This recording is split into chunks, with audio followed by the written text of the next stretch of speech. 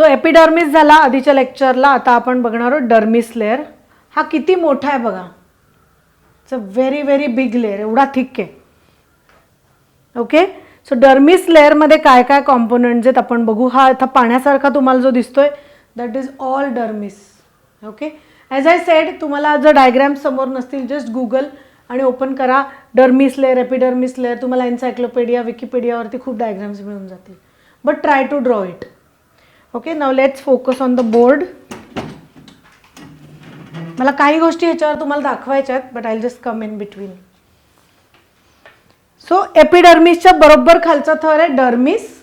Then या थराला खरी स्किन म्हणजे खरी त्वचा म्हणजे ट्रू स्किन म्हटलं जातं. वाय ट्रू स्किन का म्हटलं जातं? बिकॉज सगळ्या पेशी ह्याच्या जिवंत आहेत, न्यूक्लियस असलेल्या पेशी आहेत अख्ख्या लेअरच्या. समजतंय? नेक्स्ट, तसेच हा थर मुख्यतः कोलॅजिन आणि इलॅस्टिक फायबर्स पासून बनलेला असतो. हा भाग वेगवेगळ्या टिश्यूजनी बनलेला आहे. त्या टिश्यूजची टोके बाह्य त्वचेत असतात, त्यांना पॅपिला असं म्हणतात. आणि डर्मिस या थराचे 2 भाग आहेत. सो डर्मिस कसा आहे, ह्याचे स्वतःचे 2 भाग आहेत, पॅपिलरी आणि रेटिक्युलर. पॅपिलरी आणि रेटिक्युलर. आता हे 2 भाग मगाशी आपण जसे थरावर थर बघितले असे दिसत नाही. तुम्ही इमॅजिन करा की 2 प्रकारचे तुमच्याकडे चीज आहेत कलर्ड. एक आपला टिपिकल एक लेमन येलो कलरचं चीज असतं मॉझरेला, आणि कुठलं तरी कलर्ड चीज अजून इमॅजिन करा, मे बी रेड कलर या ग्रीन कलर. हे दोन्ही चीज जर तुम्ही मिक्स केले, त्याचे गोळा करून जर मिक्स केले, तर can you separate it? You can't. 2 आपण पिठं घेऊन वेगळी वेगळी त्याचा जरी गोळा मळला आणि मिक्स केलं, कॅन यू सेपरेट इट? एक डाळीच्या पिठाचा गोळा करा, एक कणकेचा गोळा करा, यू मिक्स इट आणि बॉल केला, काय होईल? तुम्हाला ते मिक्स्ड दिसेल. तसा हा लेअर आहे. मी असं उदाहरण का दिलं, यू कॅन जस्ट इमॅजिन. आणि चीजचं उदाहरण का दिलं सांगते. वेन यू सेपरेट दॅट चीज, तुम्हाला असे बाहेर फायबर्स येतात माहिती आहे. आपण चीज मेल्ट होताना आपण फायबर्स येतात, तोंडाला पाणी सुटलं, पिझ्झाची आठवण झाली. Okay, imagine. त्याला काय म्हटलंय? पॅपिला. सो ह्याला या लेअरला त्यांनी काय सांगितलं की पॅपिला असतो आणि याची टोकं बाह्य त्वचेत असतात. सो हा लेअर जिथे आहे ना, तिथे त्याचे कनेक्शन्स वरच्या ह्याच्यात आहेत, लाईक फायबर्स. त्यांनी पकडून ठेवली आहे स्किन. कळतंय? सो इलॅस्टिन आणि कोलॅजिन फायबर्स. आपल्या बॉडीची सगळी इलॅस्टिसिटी इलॅस्टिन आणि कोलॅजिन फायबरवर आहे. ओके, सो हे जेव्हा आपले इलॅस्टिन कोलॅजिन फायबर्स वीक होतात, वय वाढतं. तुम्ही आज्यांची किंवा आजोबांची स्किन बघितली असेल, होल्ड केली आणि सोडली की ती तशीच राहते आणि मग अलगद हे होते. Why? Because the loss of muscle tissue, elastin collagen, सुरकुत्या दिसतात. सो हे सगळं का दिसायला लागतं? Lack of elastin and collagen fibres. Getting it? Next point. तर आता पॅपिलरी लेअरमध्ये आपण बघूयात पहिले काय आहे आणि मग रेटिक्युलरमध्ये बघू. सो पॅपिलरी हा थर इलॅस्टिक टिश्यूजचा बनलेला असून व्हाईट आणि येलो इलॅस्टिक फायबर्स ह्या लेअरमध्ये असतात. व्हाईट आणि येलो इमॅजिन करा. मग अशी व्हाईट आणि येलो सांगितलं, अशा प्रकारचे फायबर्स आहेत त्याच्यात. ओके, सो त्याचं एक जाळं आहे सगळीकडे मिक्स्ड. कळतंय? फायबर्स टिश्यूज आहेत आतमध्ये. त्याच्यानंतर त्यामुळे I'll just read it. स्किनला लवचिकता, इलॅस्टिसिटी आणि जाडपणा म्हणजे थिकनेस मिळतो. सो पॅपिलरी लेअर काय देतोय? त्वचेला थिकनेस देतोय, इलॅस्टिसिटी देतोय. कळलं? जी लवचिकता आपल्याला स्किनमध्ये पाहिजे ती आपल्याला कशाने मिळतीये? पॅपिलरी लेअर. ओके, आता रेटिक्युलर बघूयात. रेटिक्युलर लेअरचा अभ्यास थोडासा जास्त आहे. रेटिक्युलर लेअरमध्ये काय आहेत तर ह्या लेअरमध्ये व्हाईट फायबर टिश्यू आणि येलो इलॅस्टिक फायबर हे जास्त जाड आणि भरपूर प्रमाणात आहेत. सो रेटिक्युलर कसा आहे? जास्त थिक आहे आणि थोडासा थिक आहे आणि काय आहे त्याच्यात येलो आणि व्हाईट फायबर टिश्यूज आहेत. थोडंसं इमॅजिन करता येतं कसे फायबर म्हणल्यावर मी मग अशी चीजचं उदाहरण दिलं होतं. चीज तुम्ही जेव्हा पिझ्झाचा पीस काढता तेव्हा मेल्टिंग चीजला कसे तारा येतात, तर you can see such kind of fibers within the tissue. Okay. हा लेअर आपल्याला दिसत नाही, आपल्याला फक्त स्ट्रॅटम कॉर्नियम दिसतो. सो 2 आपल्याला दिसेल, खूप आत आहे हा. ओके. त्यानंतर ह्या थरात शरीराला संवेदना देणारे 5 रिसेप्टर्स आहेत. ओके. शरीराला संवेदना देणारे 5 रिसेप्टर्स आणि काय काय, blood vessel, lymph vessel, sebaceous gland, sweat gland, hair follicle, arrector pili muscle, या सगळ्या गोष्टी आहेत. आणि रिसेप्टर्स कुठले आहेत? रिसेप्टर म्हणजे काय की मला जर कुठली तरी वस्तू, आता फॉर एक्झाम्पल मला एखाद्या वस्तूला हात लावल्यावर कधी कळतं ही गार आहे का गरम आहे? जेव्हा मी त्याला टच करते ना. सो आपण गरम असेल तर कसं टच करायला जातो? पहिले असं टच करतो, गरम पाणी तापलंय तुमचं किंवा काय, how do you feel it? भांडं गरम आहे कसं चेक करतो? टिप्सनी करतो, because your receptors are active on the tips. आपण असा अख्खा हात लावून बघतो का गरम आहे का चेक कर? नो, आपण असंच चेक करतो. ओके. सो स्किनमध्ये रिसेप्टर्स सगळीकडे आहेत. मला पूर्ण हात लावला तरी चटका बसणार आहे आणि टिप्स लावले तर फास्ट कळणार आहे. The receptors are active on the tips of your fingers. Okay. कुठले 5 रिसेप्टर आहेत? हीट म्हणजे गरम कळतं, गार, दोन्हीतला फरक कळतो ना मेंदूला आपल्या, कसा कळतो? बिकॉज ऑफ द स्विचेस आतमध्ये दिले ते रिसेप्टर्स बॉडीला.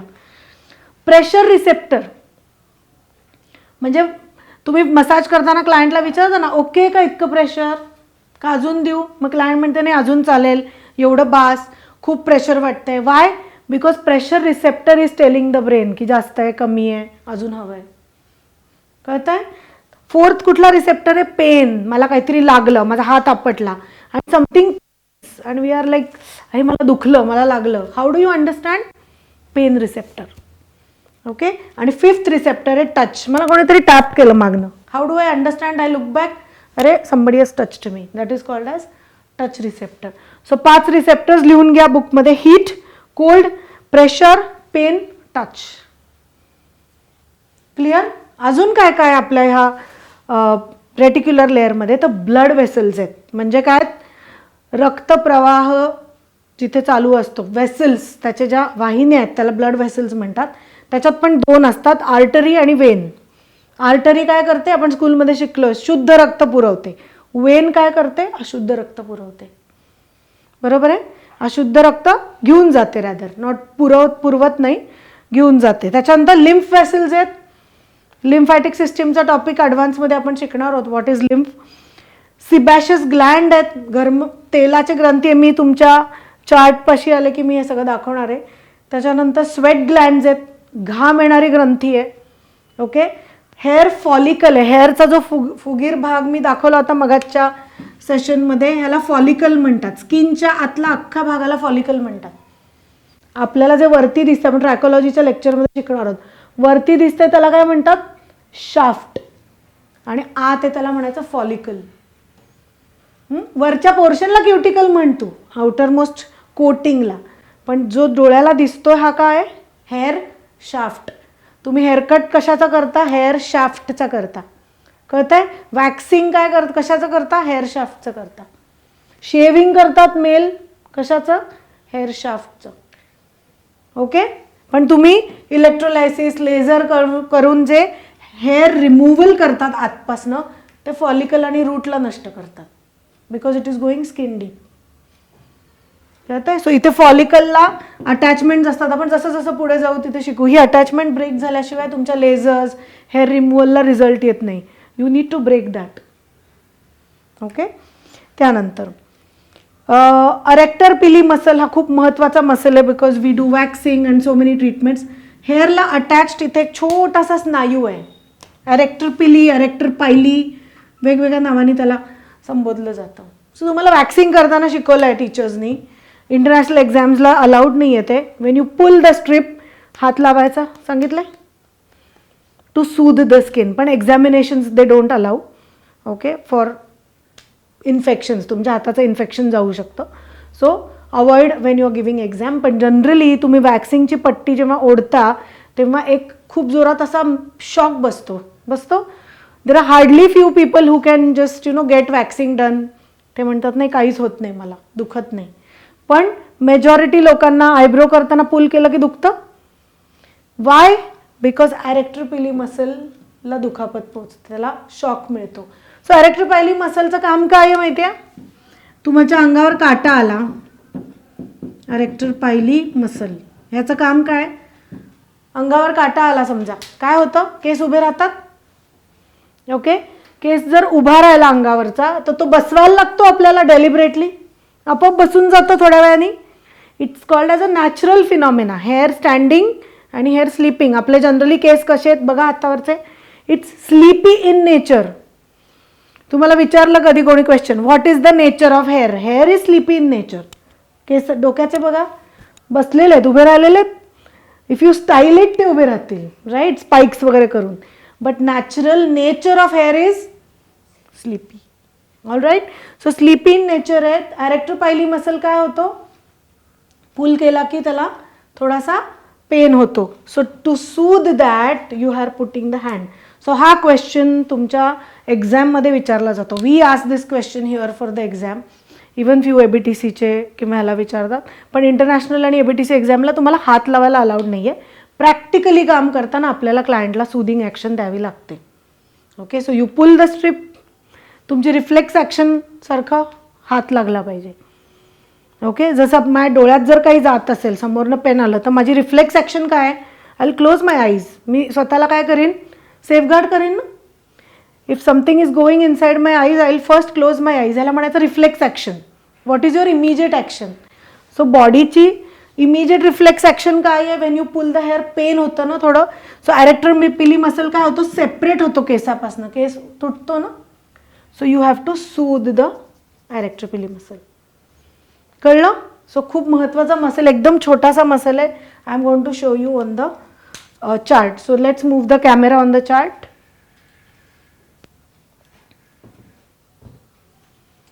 सो डर्मिस लेअरमध्ये फोकस करा. हा तुमचा स्ट्रॅटम जर्मिनेटिव्हम आहे, सिंगल लेअर्ड दिसतोय. आपण ह्याच्यात एपिडर्मिस शिकताना बघितलं दिसतोय. ओके, त्याच्या खालचा हा सगळा पाण्यासारखा जो आहे तो काय आहे? Dermis layer. त्याच्यामध्ये काय? पॅपिलरी रेटिक्युलर मिक्स्ड आहे. Now let's see, cold receptor कसा दिसतो? असा दिसतो. So it's a pictorial depiction.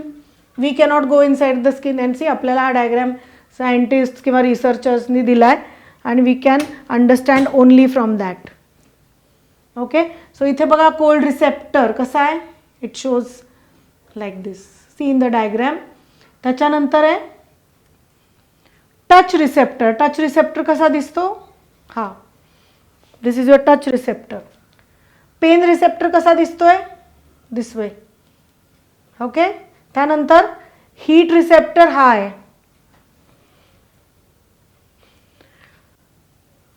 Touch, cold, heat. Pressure receptor जरा डीप आहे, टुवर्ड सबक्युटेनियस गेलाय. सो हे 5 रिसेप्टर झाले जे आपण शिकलो ते. ओके, नाव तुमचा अख्खा हेअर शाफ्ट आतमध्ये रूट झालाय, दिसतोय? सॉरी, शाफ्ट नाही, फॉलिकल सगळं तुमचं इथपर्यंत डर्मिसपर्यंत आले. त्याला ही पिशवी दिसतीये एक सॅक सारखी, त्याला म्हटलं सिबॅशियस ग्लँड. आपल्या स्किनवर जे नॅचरल ऑइल येतं ते सगळं इथे तयार होतं ग्लँडमध्ये. आपण स्किनच्या फंक्शन्समध्ये बघणार आहोत की हे तयार कसं होतं आणि स्किनवर कसं येतं. Getting it? त्याच्यानंतर घाम सुद्धा असाच येत नाही. घामाला पण एक सिस्टीम आहे. There is a duct, there is a part which creates all the, तुमचे जे बॉडीतले टॉक्झिन्स असतात, नको असलेले पदार्थ आहेत, ते कुठे अक्युमुलेट होतात? In the form of sweat. Okay, घामाच्या रूपामध्ये ते काय होतात? ह्या ग्लँडमध्ये येतात आणि बाहेर पडतात. सो आपल्या आर्मपिट्समध्ये, आपल्या अप्पर लिप्सच्या इथे घाम येतो ना आपल्याला, मानेला. सो जिथे जिथे हेअरी आहे बॉडी, तिथे तिथे तुम्हाला नक्कीच घाम येणार. फुल बॉडी घाम येऊ शकतो इफ यू वर्कआउट, और तुम्ही जर खूप उन्हाळ्यामध्ये आहात तर your body will sweat. It's a mechanism. आपण शिकणार आहोत बॉडीचं काय मेकॅनिझम आहे, कूलिंग डाऊन मेकॅनिझम. ओके, समजलं? सो ह्याला म्हणायचं स्वेट ग्लँड. ब्लड वेसल्स इथे अटॅच्ड दिसतील तुम्हाला.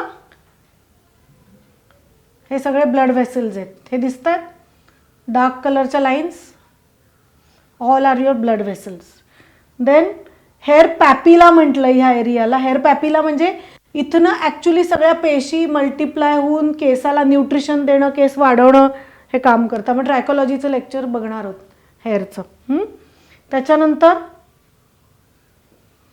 I think we are done. Arrector pili muscle बघा, हा छोटा तुम्हाला वॅक्सिंगच्या वेळेला मी तो पुल करताना सांगितलं ना, दॅट लेअर.